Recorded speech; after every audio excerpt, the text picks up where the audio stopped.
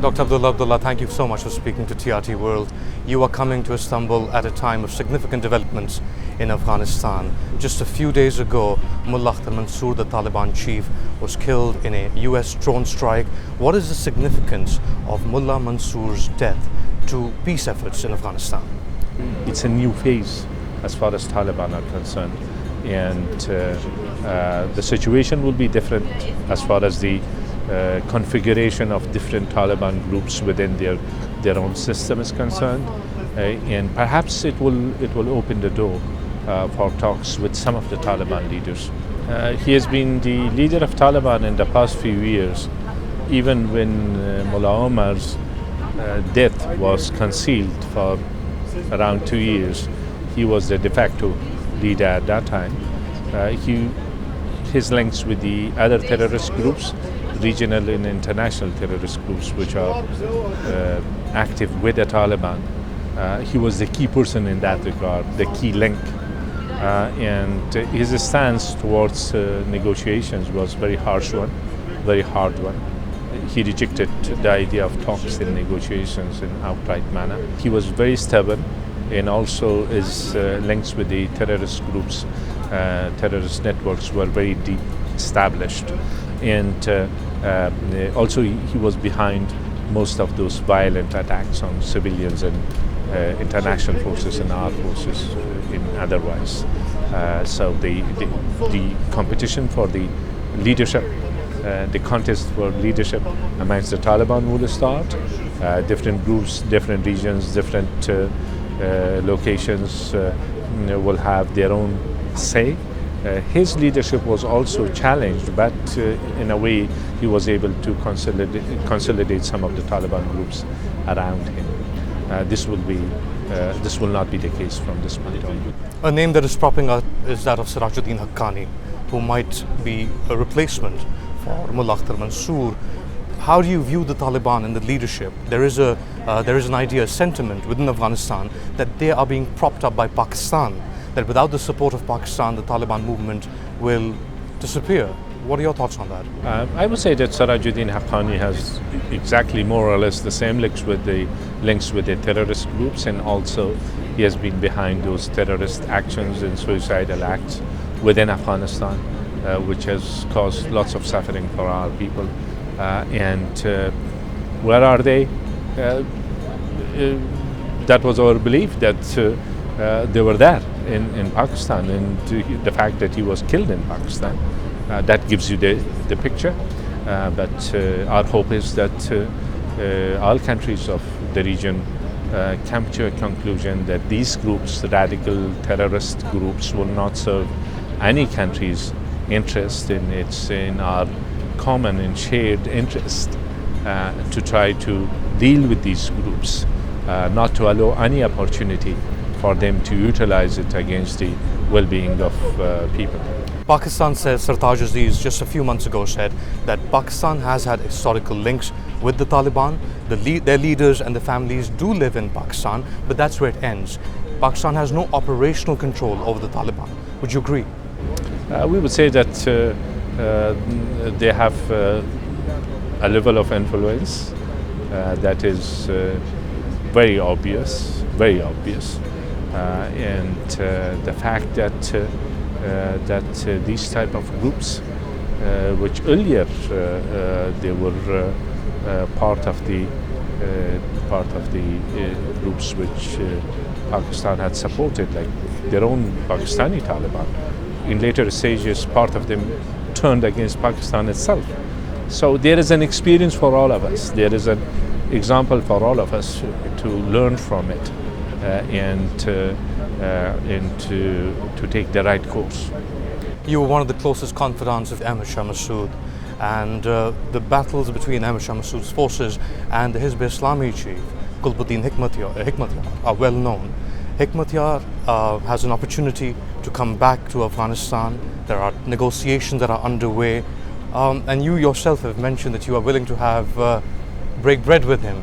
What are your thoughts on that? I would say that the policy of the unity government right from the beginning has been that the door for talks, the door for negotiations are open. This has been our policy towards Taliban as well. Unfortunately, they refused it and they rejected that idea. As far as Hekmatyar is concerned and his group, it has been since a while that their delegations were back and forth to Kabul and talking to our High Peace Council members or High Peace Council as a whole. And recently we came very close to an understanding. And this is in the interest of those groups who are joining, and also this is in the interest of Afghanistan, based on certain principles which are principles that we believe in it. That's the acceptance of our constitution as the constitution of the country, in giving up violence and armed activities, and joining the political process and trying to relax through constitutional means and through lawful means and legitimate and peaceful means. One of the foreign policy agendas of your government has been to expand Afghanistan's sphere of influence and reduce the reliance on Pakistan, especially as far as the land route is concerned.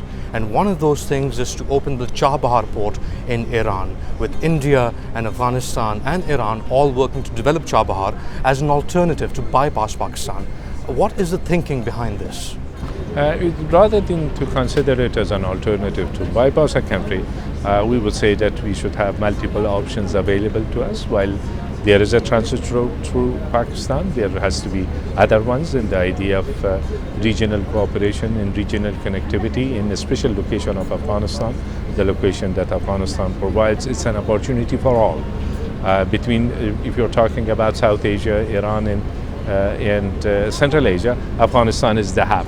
And that's where we are calling on all countries, all stakeholders, to look towards the opportunities, the common opportunities, which are for everybody. But if Afghanistan is denied that opportunity, everybody will suffer. Everybody will miss those opportunities. Unfortunately, the region has missed a lot of opportunities because of instability in Afghanistan in the past. That's the logic. That's the very pragmatic case that we present to all our neighboring countries, that there are a lot in common, a lot of things that we can do together. But we have to recognize our common enemy, which is terrorism, extremism, and radical groups in violence, and those groups which are creating instability. As a result of this, all peoples of the region suffer. It's not just Afghanistan. And you think the neighbors recognize this? All the neighbors? I think they should all recognize. We expect them to recognize this. This is such a the other countries will start thinking about even other alternatives beyond Afghanistan, beyond Pakistan, beyond certain countries, if they see that it doesn't work. So we shouldn't attribute towards that situation. Afghanistan has one of the highest refugee populations per capita of any country in the world. Afghanis are in Iran, in Pakistan. It's been 10 years since the Taliban was dislodged. What is the plan? What is the end game in your mind to bring Afghanis back to Afghanistan? What is it that we do proactively, which in spite of insecurity and instability in parts of the country, some refugees have started returning back. And not in big numbers, but significant numbers to give you the picture. At the same time, the rest of it will depend on the stabilization of the country. This is another area, and refugees would like to return back if they see Afghanistan is stabilized and developed and can accommodate them. But unfortunately, that problem will persist if it is vice versa. But in this field, I should express that we are grateful for our neighbors for showing an understanding towards the situation in Afghanistan. From time to time, there are issues with the refugees, but in broad sense, they all have showed understanding to the situation. Finally, you are part of a unity government, which was mandated in 2014. The mandate ends in September. Now, by that time, the post of Prime Minister needs to be established and regularized. What are your hopes? Do you think Afghanistan will achieve this? The agreement is for the period of 5 years rather than 2 years. But it had envisaged that in 2 years' time there has to be elections and then Loya Jirga, which unfortunately we are behind. The agreement is such that there needs to be, it says that after the constitutional Loya Jirga, which can happen after the elections, then that constitutional Loya Jirga or body will decide about changing the chief executive post into executive prime ministerial post. Unfortunately, the election has not taken place as of yet, but our focus is on holding elections in order to be able to have constitutional Loya Jirga, legitimate body, and then that Loya Jirga will decide. Dr. Abdullah Abdullah, thank you so much for speaking to us, sir.